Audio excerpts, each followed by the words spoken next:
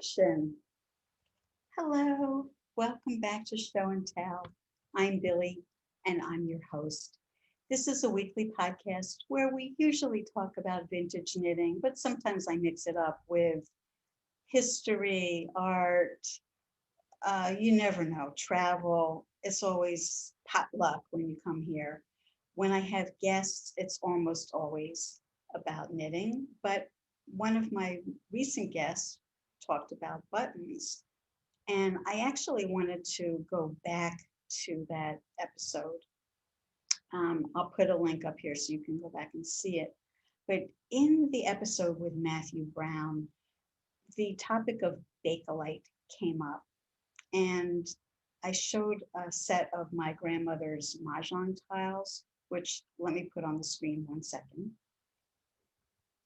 Someone named Lynn B made a comment on that video, alerting me to the fact that there are actually buttons made to resemble Mah Jongg tiles. And I just put that in the back of my head. I stored that away. But recently in my neighborhood, I strolled into the Strand bookstore. That's another place that I have shown you in the past. And again, I'll put a link so that you can go back and look at that episode. Strand has used books in every category. And when I showed you the knitting section, they had a floor to ceiling display of books about knitting. When I asked him about books on buttons, the guy looked at his computer and he found me exactly one book. I was astonished because they have usually many things on any obscure topic you can think of. Buttons are not so obscure. Here's that one book. So this book about antique and collectible buttons by Deborah Wisniewski was the only book that they had. And I took it off the shelf and I was flipping through. And lo and behold, what appears before me. But this page with exactly the buttons that Lynn B was referring to. And it actually gives the approximate price of these, but they're smaller than a Mah Jongg tile size button with a little metal shank on the box. Now, for those who are not familiar with Mah Jongg, it's similar to cards, but not exactly. There are 3 suits, and then there are things that are called flowers, there are jokers, there are dragons, and there are winds. These are the 4 winds: north, east, south, and west. This is the molecular model for Bakelite. I've been watching this very interesting series of YouTube videos done by an instructor at the Rhode Island School of Design, known as RISD. His name is Matthew Bird, and I'll leave a link in the show notes where you can find him. He's done all kinds of talks for his students during the time of COVID on aspects of industrial design. And he includes a segment on Art Nouveau, a segment on Art Deco, a segment on the Bauhaus and industrial designers like Norman Valgettis and Russell Wright. But in one of his videos, he mentions Bakelite. It was the first plastic made from synthetic components. It's formed by a condensation reaction of phenol with formaldehyde, and it was developed by a Belgian-American chemist named Leo Baekeland in Yonkers, New York in 1907. The full name, which I'm sure to mispronounce, is polyoxybenzyl methyl N-glycolanhydride, C6H6O CH2O, for all the chemists out there, and I know that you're out there.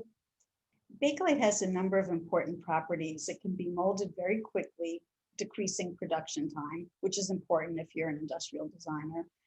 Moldings are smooth, they retain their shape, and are resistant to heat, scratches, and destructive solvents. As you probably know, beginning in the 1920s, it became a very popular material for jewelry. And I'll put a link in the show notes to two videos, one where you can watch how it's being made and another where you can watch somebody actually carving into a Bakelite bracelet. Designer Coco Chanel included Bakelite bracelets in her costume jewelry collections. In prior episodes, I have shown some dresses by Elsa Schiaparelli. She also used it for jewelry and for specially designed dress buttons. By the 1930s, Bakelite was also used for chess game pieces, poker chips, dominoes, and as I mentioned, mahjong sets. A couple of weeks ago, I did a group chat with some fellow knitters who are joining me on a knit along. Several of us are knitting this pattern called Jeannie from Susan Crawford's Vintage Shetland Project book. The pattern is being sold separately, which is unusual for Susan Crawford, and information on how to purchase that pattern are available on the Ravelry group Show and Tell in the Jeannie Cow thread. In this image, I've made a composite of two photographs. On the left, you have Jeannie Jarmson, who is the original knitter of this sleeveless sweater. And on the right, you have Susan Crawford's pattern. Her pattern is size inclusive, which is not usual for vintage patterns. But Susan and her husband spent a great deal of time in a museum in Shetland, picking through almost one stitch at a time some of the beautiful sweaters, Fair Isle sweaters, that they have in their collection.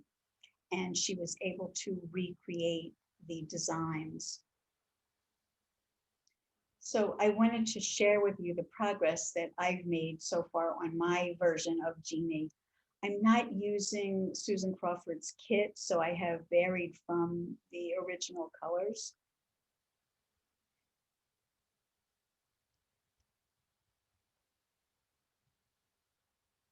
There are 9 colors, and I wanted to show them to you. This is what I'm using as my main background color. That's why I have a very large 150 gram spool of this. This is extra fine merino from Color Mart. It's lace weight. They have a different nomenclature. I think it's 2/30 nm. And you can see the color is sort of like a peachy, pinkish beige. There's also pistachio. There's an acid green, fuchsia. This is the teal color that I used in my previous project, the lace cardigan that I also did a knit along for.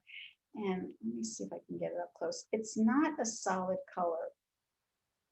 It's a twist of kind of like a very deep indigo and green, and it comes out looking teal. There's a pale yellow, lavender,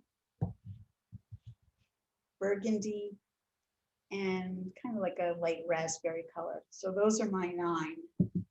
And I will say it's a challenge because it's knit on a size 1 needle, very fine needle. US 1, that's, I believe, 2.25 millimeters. And you can see the yarns are thin. I'm holding it single, and it's 46 stitches to 4 inches. Now, if this doesn't intimidate you, and it shouldn't, I welcome you to join us in our knit along. We will do our second podcast on August 5th. So even if you haven't yet begun, you're welcome to jump in, and a lot of us are going to be working at different paces. I actually started before the group. I wanted to dip my little toe in. So don't be afraid to be behind a little. This is going to be a long ongoing project because this bit of knitting that you see right here, it's only about maybe 7 inches worth. It's taken me a month to do, and I've been monogamous. So suffice it to say, this is going to be ongoing for quite a while. This is an image from the 1950s of a store called Woolworth's, emphasis on the word wool found within the name of Frank W. Woolworth. Mr. Woolworth is best known for founding the F.W. Woolworth Company that operated a chain of discount stores across the United States that specialized in marketing merchandise at the cost of 5 and 10 cents. We used to call it the 5 and 10. He was one of the first to practice buying merchandise directly from the manufacturers and establishing fixed prices on items in lieu of haggling. He was also the first to employ self-service display cases so customers could examine what they wanted to purchase without the assistance of a salesperson. Woolworth was born in Rodman, New York, and attended a business college for 2 terms in Watertown, New York. While working as a stock boy at a general store in 1873, he came up with the idea of a 5-cent store. In 1879, he borrowed $300 and opened his first 5-cent store in Utica, New York, which quickly failed. About 2 months later, he opened his second store in Lancaster, Pennsylvania, expanding the concept to include merchandise priced at 10 cents. By 1911, his company was incorporated and had grown to a total of 586 stores. In 1913, he built the F.W. Woolworth Building in New York City at a cost of $13.5 million. And at the time, it was the tallest building in the world, measuring 792 feet. It wasn't until 1930 that both the Chrysler Building and 40 Wall Street were vying to be the next tallest building. And in, I believe, May 1930, both of those buildings opened, with Chrysler edging out 40 Wall Street. Built in the style of Gothic cathedrals in Europe, the Woolworth Building earned the nickname the Cathedral of Commerce, and you can see from this interior shot of the lobby how church-like it actually does look with the vaulted ceiling and the mosaics. In 1914, with his fortune built off of nickels and dimes, he purchased the 16.5-acre Humphreys estate in Glen Cove, Long Island. In the background of this picture, you can see Long Island Sound, the water, and opposite is the state of Connecticut. If you're not familiar with Long Island, it is just that. It's a long island that takes about 2.5 hours to drive from one end to the other. It's very near to New York City, and the northern edge, there's a piece of the northern edge of that island that's known as the Gold Coast, because so many millionaires, I mean, today these people would certainly be in the billionaire category, but millionaires like the Vanderbilts and the Rockefellers would have had mansions like this or estates like this. When he purchased this ground, a mansion already existed on it, but Woolworth was never fond of it, which raised suspicions about the origins of the 1916 fire that began either in the billiards room or the valet's quarters. The fire burnt the mansion to the ground, destroying millions of dollars worth of valuables. Following that fire, Woolworth hired designer Charles Gilbert to build him a $10 million mansion that would come to be called Winfield Hall. It was a 48,000 square foot home with 56 rooms, including 12 bedrooms and 9.5 baths.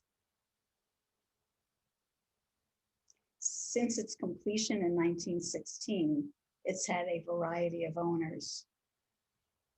Not wanting his new mansion to fall prey to the same fate as the Humphreys estate, Woolworth's mansion is made mostly of marble. Here you see the pink marble staircase that set him back $2 million, or in today's money, $48.5 million. Every element of the staircase on the first floor was made of marble, including the banister spindles that lined the steps. The other levels of the stairs were made of wood, only painted to resemble marble. However, when Frederick Koch bought the home in 1986, he commissioned architect Charles T. Young to renovate the mansion, including transforming the rest of the stairs into marble. Woolworth believed himself to be the living reincarnation of Napoleon Bonaparte. He strove to embody the French leader in every aspect of his life. Not only was his bedroom an identical copy of Napoleon's quarters at the Château de Malmaison, but his bed once belonged to Napoleon himself. That bed had a canopy with 14-karat gold decorations, and he often spent time at Napoleon's gold and velvet throne as well. Other than walking around in many uniforms previously owned by Napoleon, Woolworth also commissioned the construction of a marble replica of the Arc de Triomphe. The original arch, which is found in Paris, honors the victories of the French army under Napoleon. Monica Randall, author of Winfield, Living in the Shadow of the Woolworths, lived in the home after hearing about supernatural activity within the mansion. In her book that recounts this activity, she notes that movers could not find the home initially because they thought the arch she mentioned referenced McDonald's twin arches. Considering Woolworth's obsession with Napoleon, the period rooms that line the second floor of Winfield Hall fit his character. Some of these rooms honor the Ming Dynasty, the Elizabethan period, Louis XIV's absolute rule, and Marie Antoinette. The Empress Josephine room housed Woolworth's mistress. A secret passageway connected this bedroom to that of Woolworth. His wife lived in her own room that did not connect to her husband's. In contrast to the elaborate Josephine room, her bedroom housed a single bed and rocking chair.